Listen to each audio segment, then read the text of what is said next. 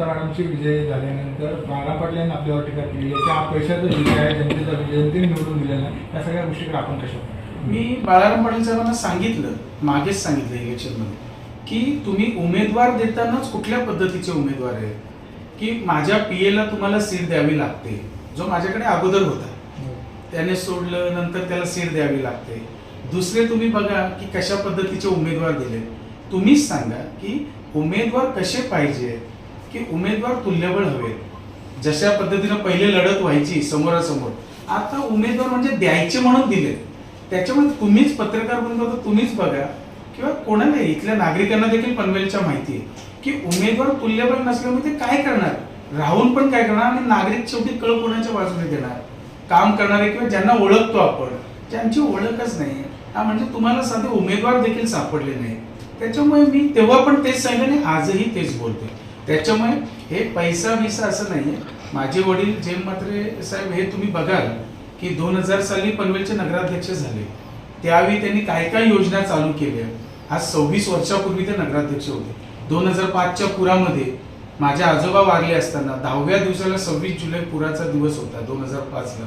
तुम्हीच बघा की पनवेलमध्ये ते अस्थि विसर्जनाला वडिलांच्या स्वतःच्या गेले नाहीत, ते स्वतः पनवेलमध्ये राहिले. ही कामाची पावती, हे पैशाने सगळं मिळत नसतं. त्याच्यामुळे मला वाटतं आता काही बोलायलाच उरलं नाहीये. त्याच्यामुळे पैशाच्या जीवावर बोलणं, आता पहिल्यापासून तुम्ही बघताय जेम म्हात्रे साहेब किंवा रामशेठ ठाकूर साहेब, ही जोडी कशी आहे पहिल्यापासून तशीच राहते. त्याच्यामुळे का पैसा इलेक्शनला उडवणं आणि हे काय नव्याने आलं आणि तेव्हा न उडवणं असं नाहीये. उगीच काहीतरी वायफळ चर्चाही होते. त्याच्यामुळे नागरिकांनी दिलेला हा प्रामाणिक कौल आहे असं मला म्हणायचं. दादा, आपण मगाशी सांगितलं की ममता ताईंना राजकारणाचा काही खास अनुभव नाहीये.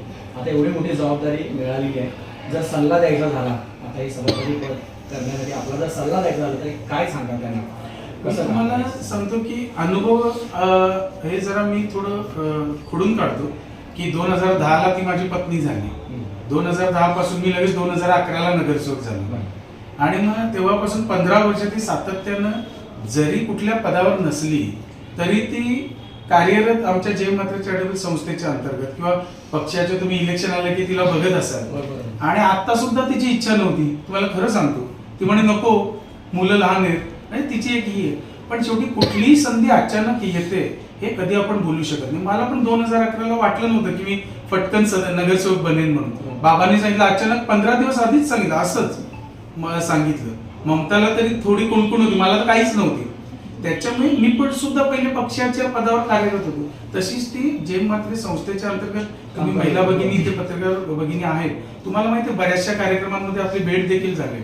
त्याच्यामुळे मी तर एवढंच सांगेन, उलटी नवीन आहे ना तर ममताला जास्त संधी आहे की चांगलं काम करून दाखवण्याची आणि ती नक्कीच त्याच्यात यशस्वी ठरेल.